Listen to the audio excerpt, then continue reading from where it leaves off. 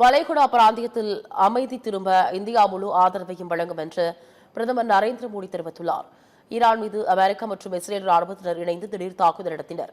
இந்த தாக்குதலில் ஈரான் உச்சத் தலைவர் அயதுல்லா அலி கமேனி கொல்லப்பட்டார். இதற்கிடையில் பஹ்ரைன், கட்டார், சவுதி அரேபியா உள்ளிட்ட மத்திய கிழக்கு நாடுகளில் உள்ள அமெரிக்க படை தளங்கள் மீது ஈரான் பதிலடி தாக்குதலை நடத்தியது. அதே சமயம் ஈரான் மீது அமெரிக்க மற்றும் இஸ்ரேல் கூட்டுப்படைகளை தொடர்ந்து ஏவுகணை மற்றும் ட்ரோன் தாக்குதல்களை நடத்தி வருகின்றன. இதனால் வளைகுடா நாடுகளில் பெரும் போர் பதற்றம் நிலவி வருகிறது.